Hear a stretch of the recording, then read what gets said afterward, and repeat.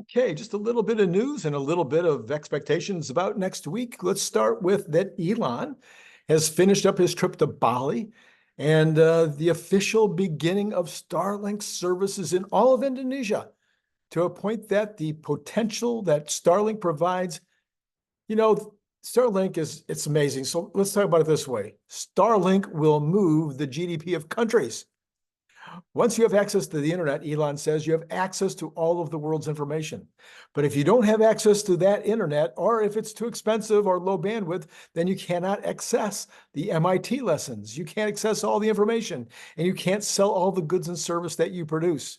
So internet connectivity is certainly a candidate for one of the things that could do more to lift people out of poverty than anything else, because they can now sell the goods and services, learn anything, and work better.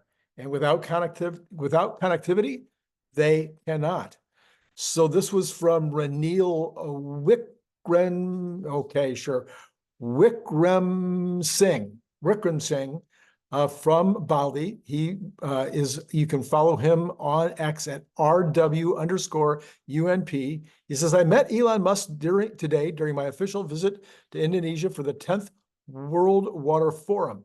He was there to launch the Starlink satellite internet system aimed at providing internet connectivity to the remote areas of Indonesia. We had a fruitful discussion on a variety of interesting topics. Starlink's expansion could be particularly transformative for countries like Sri Lanka, providing a lifeline to essential services and information. Okay, so that is all the Tesla news for today. Let's talk about the general news. Okay, on Trueflation, I'm still a little bit concerned about how they're getting their data or how they're updating their data, et cetera, but I think that they still provide useful information. So right now, Trueflation is sitting at 2.46 and has been going up all week. Very steady rise. I think it was 2.29 at the beginning of the week. I went through it category by category, and pretty much every single category is going up. Food, we know gasoline has been coming down now for a couple of weeks, but actually even transportation is showing an upward trend. Food up, education up. We know, of course, about housing. Rents just went up 1.1% in a single month, and owned housing is looking like it might come down just a little bit, but overall, housing is showing an upward trend in the current Trueflation numbers.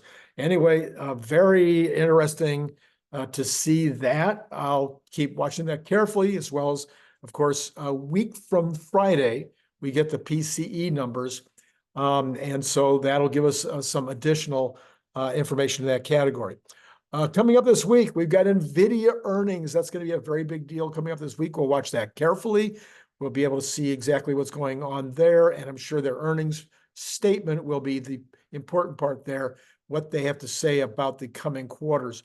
We also have Target and Ross earnings coming out this week. Both of them would be very much middle America.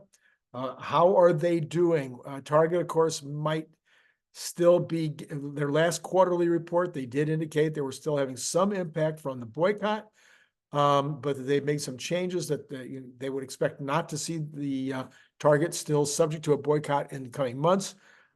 They've probably taken a hit from that for long term.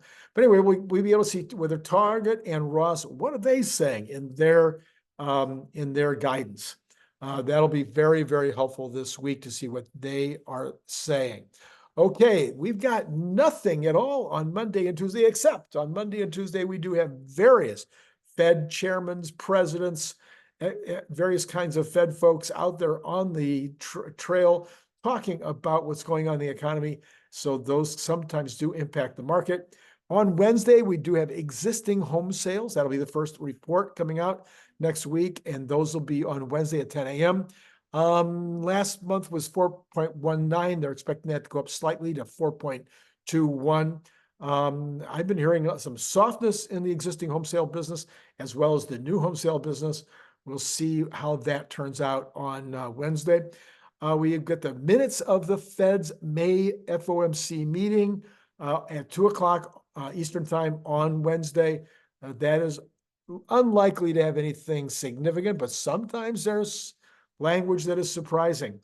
Then on Thursday, we have initial job claims. Last month was at 222. Expectations for this month at 220, slightly down. Again, the folks that they poll in order to get these numbers have been completely off on initial jobless claims week after week. So I'm not counting on them being close this week. But the range, again, this number has been range bound between about 190 and this kind of 220, 230 area has been the high. If we're going to see a significant change in terms of employment in a negative direction, this would be one of the first places we should expect to see it. We have S&P flash services coming in on the PMI. This last month, it was at 51.3. This month, expecting 51.6. And then same thing, the PMI for manufacturing, that came in exactly flat last month at 50%, not 50%, actually at 50 on the index, and expected to stay at 50 on the index this month. Then here's that new home sales question. Last month was 693. They are expecting that to drop significantly to 675. And then another Fed president, Raphael Bostic, speaking on Thursday. Friday, we have the durable goods orders number. Last month, that was up 2.6. This month, they're expecting durable goods to actually be down 0.5. We've been talking a lot about this durable goods number and how important it is to see this turn around if the economy is going to turn around. Durable goods minus transportation, they're saying last month it was up 2%. I'm sorry, 0.2%. This month, they're saying either they have no opinion or flat. No, they have no opinion right now. They did not get a response from the group on that one. I sometimes wonder why they don't get a response on some of these. And then at 10 o'clock on Friday, maybe the most important report of the week, consumer sentiment final for May.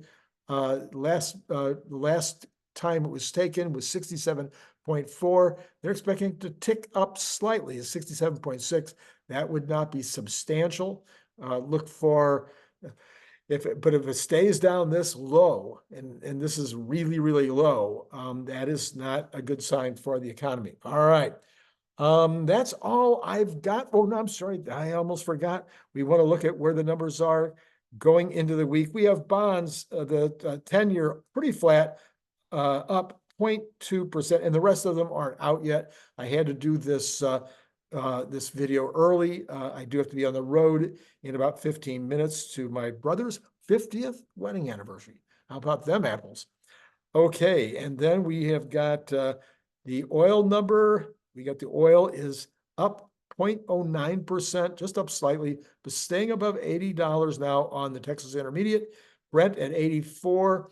So basically only $4 higher at this point, indicating, this is the Randy Kirk gauge, is that the Middle East issue is moderate right now. Natural gas up another 0.57% at $2.64. It is up almost, I think, around $1 now, from 160, 170 up to 260 in a very short period of time. We have got gold sitting at 24.21. That now up $4.21. I think that might be taking us into all-time high territory. You've got copper up another 0.63% at $5.08. That also would be an all-time high. No, I don't think an all-time high. Is that all-time high? No, maybe that might be an all-time high. I'll have to double check that one later. And then we've got the dollar flat. We have got the Bitcoin down 548 at 66,335. And equities, you've got slightly up across the board, 25 or 0.06% for the Dow, 450 or 0.08% for S&P, and 15 or 0.08% for the NASDAQ futures. So there you go. That's what we're looking at going into the new week. This is going to be a very, very low number of events taking place this week and next, really, until we get to the PCE at the end of next week. We don't get the employment numbers until 2 weeks from now. So again, not a lot of news expected in the next 2 weeks. No expected news for Tesla, but Tesla news is always breaking. And of course, there's always shocks and surprises in the market as well. So I will be with you again all day tomorrow. By the way, if you missed it, earlier today, I did an amazing video with Larry Goldberg. Everybody loved it. Please look for the card right there. And then tomorrow, regular day, after the bell at roughly 7:10 California time tomorrow morning.